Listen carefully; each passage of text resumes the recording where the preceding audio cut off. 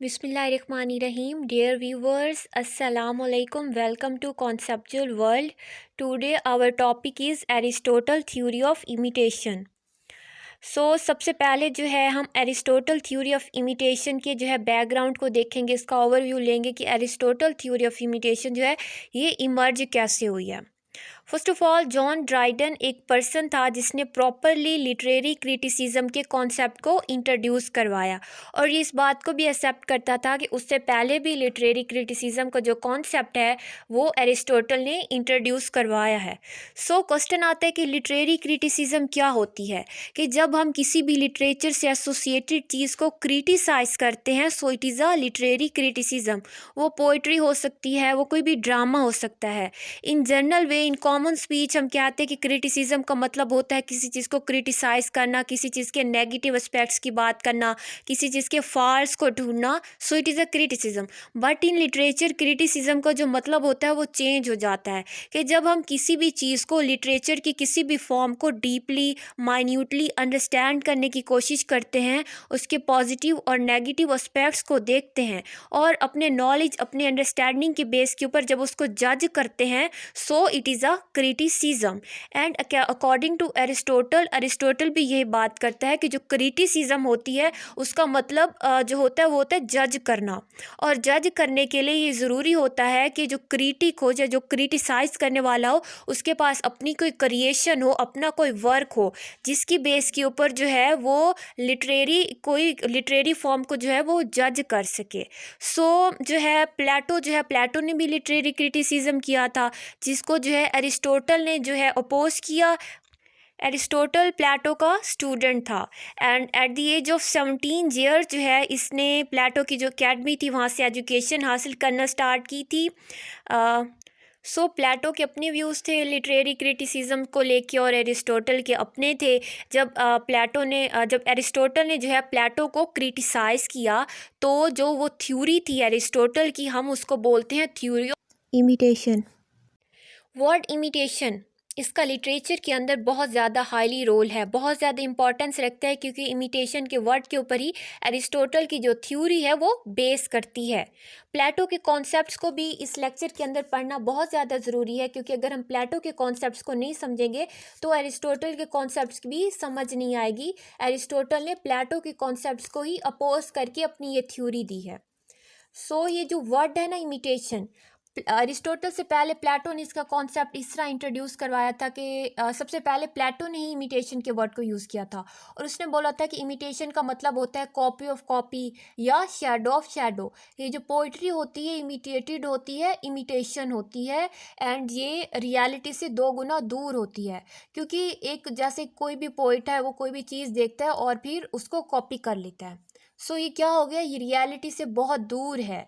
हो सकता है कि जो उसने चीज़ देखी हो और उसने पॉजिटिव एस्पेक्ट्स बताए हों तो वो नेगेटिव एस्पेक्ट्स भी उसके हो सकते हैं जिसको उसने इग्नोर किया हो क्योंकि उसने तो किसी चीज़ को कॉपी किया है। प्लेटो के अकॉर्डिंग पोइट्री एक इमिटेशन होती है, एक कॉपी होती है, ये रियलिटी से बहुत ज़्यादा दूर होती है। लेकिन एरिस्टोटल के अकॉर्डिंग इमिटेशन का कॉन्सेप्ट जो थोड़ा सा ज़्यादा वास्ट है, उसने कहा कि it is not a copy of copy.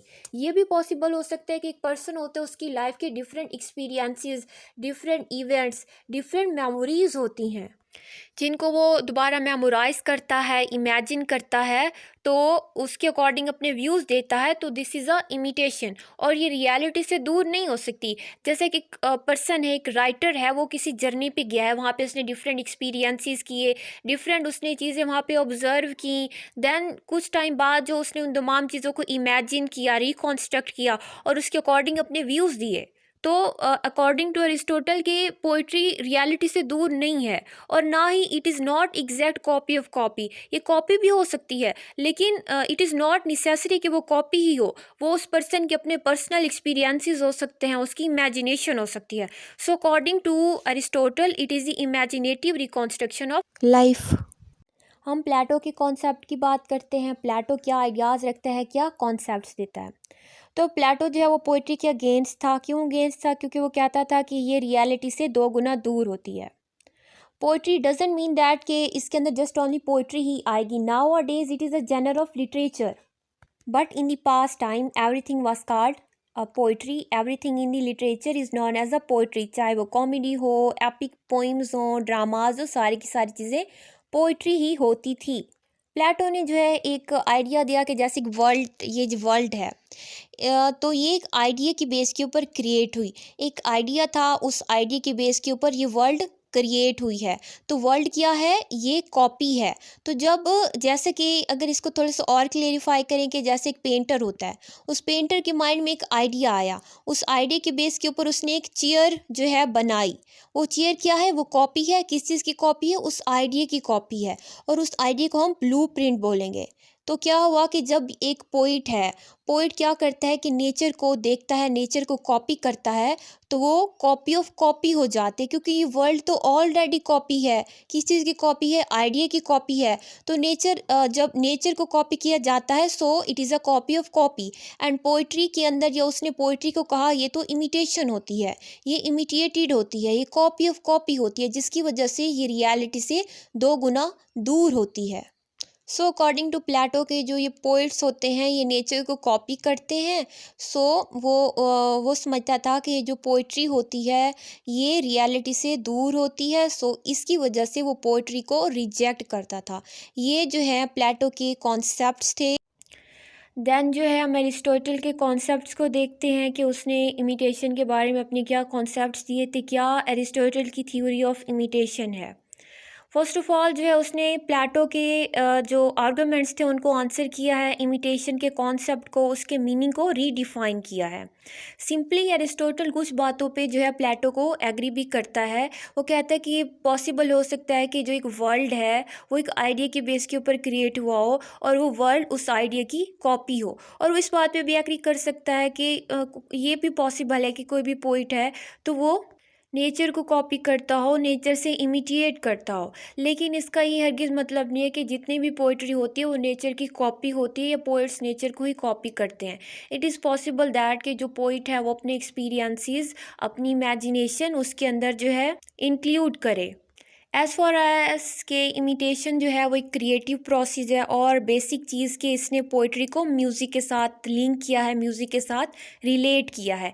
प्लेटो ने पोइट्री को पेंटिंग के साथ रिलेट किया था। उसने बोला था कि जो एक पेंटर होता है, जैसे वो नेचर को देखता है और उसकी सेम टू सेम कॉपी करता है, तो पोइट भी ऐसे होता है, वो नेचर को देखता है और उसकी सेम टू सेम कॉपी कर लेता है। लेकिन एरिस्टोटल ने बोला कि जैसे एक म्यूजिशियन होता है, वो म्यूज़िक बनाता है, तो उसके अंदर उसके अपने पर्सनल एक्सपीरियंसेस इन्वॉल्व होते हैं, उसकी इमेजिनेशन, उसकी अपनी क्रिएटिविटी इन्वॉल्व होती है। तो इसी वजह से इसने क्रिएटिव प्रोसेस का भी नाम दिया था कि इमिटेशन एक क्रिएटिव प्रोसेस होती है। सो इसने इसको म्यूज़िक से लिंक आउट किया, और इसने कहा it is not to right compare poetry with painting, कि ये बिल्कुल भी सही नहीं होगा कि अगर हम अपने कॉन्सेप्ट्स को जो है प्रूव करने के लिए, जैसे कि प्लेटो ने किया था, कि पोइट्री को पेंटिंग के साथ जो है कंपेयर करें। और जो पोइट होता है डज नॉट प्रेजेंट थिंग्स, वो ऐसे ही चीज़ों को जो है प्रेजेंट नहीं करता, उसके अंदर उसकी अपनी जो है कोई ना कोई उसकी थिंकिंग, उसकी अपनी थॉट्स होती हैं।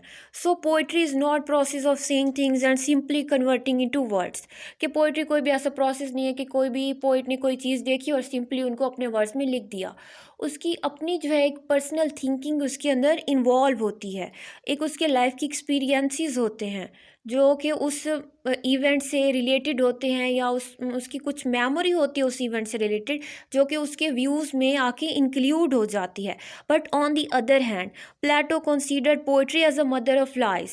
प्लेटो के अकॉर्डिंग क्या है, पोइट्री मदर ऑफ लाइज है। एंड प्लेटो ने तो ये बोल दिया था, लेकिन एरिस्टोटल कहता है कि जो एक इंसान होता है वो पूरी लाइफ किसी न किसी एक्शन में रहता है, तो उसके एक्शन में उसके डिफरेंट थॉट्स उससे रिलेटेड होते हैं, इमोशंस होते हैं, फीलिंग्स, विल, मोटिव्स होते हैं। तो ये जो सारी चीज़ें होती हैं ये इमिटेशन की बेस होती हैं। इमिटेशन जो है इन्हीं पे जो है बेस कर रही होती है, और ये बेसिक ऑब्जेक्ट्स होते हैं, ये जो थॉट्स, फीलिंग्स, विल, मोटिव्स होते हैं। सो इमिटेशन क्या है, ये हमारी ह्यूमन लाइफ के साथ डील करती है।